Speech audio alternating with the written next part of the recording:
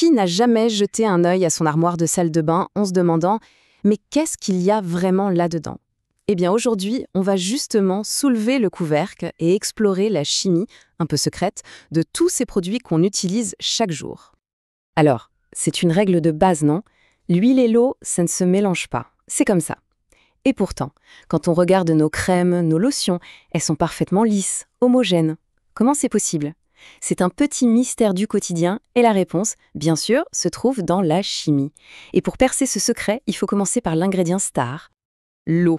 Et oui, cette molécule qu'on croit connaître par cœur, H2O, eh bien elle est loin d'être aussi simple qu'elle en a l'air. En fait, elle cache un super pouvoir assez incroyable. Ce fameux super pouvoir, c'est ce qu'on appelle la polarité. Pour faire simple, imaginez que chaque molécule d'eau est comme un tout petit aimant. Elle a un côté positif et un côté négatif. Et c'est justement ça qui lui permet d'attraper les molécules d'autres substances, comme le sel ou le sucre par exemple, de les séparer et hop, de les dissoudre. Et le plus fou, c'est qu'on peut carrément voir ce super pouvoir en action. C'est une expérience toute bête à faire à la maison. On prend une règle en plastique, on la frotte bien sur un pull pour créer de l'électricité statique.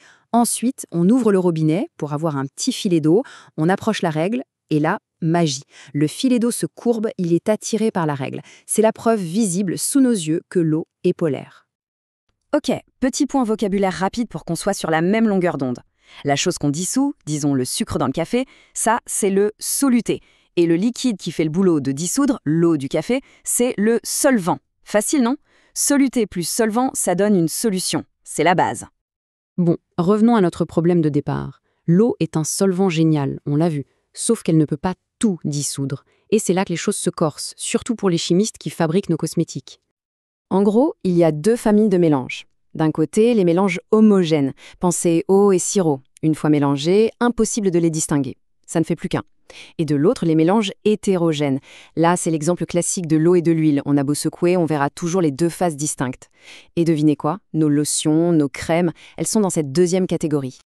Alors, comment ils font, les chimistes, pour réussir ce qui semble impossible? Eh bien, ils ont une astuce, l'émulsion. C'est un peu un tour de magie, en fait. L'idée, c'est de réduire l'huile en gouttelettes minuscules, de les disperser dans l'eau, et ensuite, c'est ça le secret, on ajoute un troisième ingrédient, l'émulsifiant. C'est lui l'agent de la paix, celui qui va faire le lien entre l'eau et l'huile et les forcer à cohabiter tranquillement. Voilà, le mystère de la lotion est résolu. Mais ce n'est pas le seul tour dans le sac des chimistes. Parlons maintenant d'une autre technique essentielle, la dissolution. Un bon exemple, ce sont ces nettoyants pour le visage en poudre. On en met un peu dans la main, on ajoute de l'eau et pouf, ça se transforme en mousse. Mais attention, faire une bonne dissolution, ce n'est pas juste jeter une poudre dans un liquide et touiller. Non, non, c'est un vrai protocole de laboratoire. Hyper précis. On pèse le soluté au milligramme près, on l'introduit dans le bon récipient, on ajoute une partie du solvant, on agite, on complète. Chaque étape est super importante pour être sûr que le résultat final soit parfaitement homogène et efficace. Ok, donc on a notre solution. Mais parfois elle est beaucoup trop forte, trop concentrée. Il faut donc l'ajuster. Et pour ça, il y a une autre technique fondamentale, la dilution. Et ça, c'est une idée super importante. Prenons les parfums. Quelle est la vraie différence entre un parfum pur et une eau de toilette? Souvent, les ingrédients de base sont les mêmes, mais la puissance, la tenue sur la peau et bien sûr le prix, ça n'a rien à voir. Et tout ça, c'est juste une histoire de concentration. Regardez ces chiffres, c'est très clair. Un parfum, le vrai de vrai, ça peut contenir jusqu'à 40% de composés aromatiques. C'est énorme, c'est ce qui le rend si puissant. Et puis, en ajoutant de plus en plus de solvants, donc en diluant, on descend vers l'eau de parfum, l'eau de toilette, et on finit avec l'eau de Cologne qui est beaucoup, beaucoup plus légère. C'est le même principe de base, mais le dosage change tout. Le principe de la dilution est donc assez simple à comprendre. On part d'une solution de base, très concentrée, on l'appelle la solution mère. Puis, on ajoute du solvant, de l'eau ou de l'alcool par exemple, pour obtenir ce qu'on appelle une solution fille, qui sera forcément moins concentrée. C'est comme ça qu'on contrôle la puissance d'un produit au degré près. Alors, dissolution, dilution, on voit bien que derrière toutes ces techniques, il y a une idée centrale. C'est la précision. Tout repose sur la capacité à mesurer et à contrôler les ingrédients au millimètre près. Et le mot-clé pour cette précision, c'est la concentration. C'est vraiment là que tout se joue. C'est grâce au contrôle de la concentration qu'on peut être sûr que la crème achetée cette semaine aura exactement la même texture et la même efficacité que celle achetée il y a un an. C'est la garantie de la constance, tout simplement. Et derrière ce grand mot, il y a une formule mathématique, en fait toute simple mais super puissante.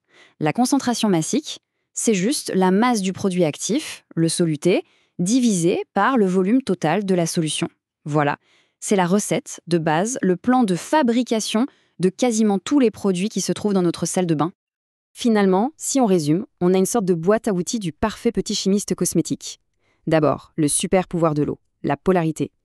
Ensuite, l'astuce pour marier l'huile et l'eau, les émulsifiants. Puis, la technique pour transformer une poudre en liquide, la dissolution. Et enfin, l'outil pour régler la puissance, la dilution. Et tout ça est gouverné par une seule et même loi, le contrôle de la concentration. Alors la prochaine fois qu'on ouvrira un pot de crème ou qu'on se mettra du parfum, on y verra peut-être autre chose qu'un simple produit.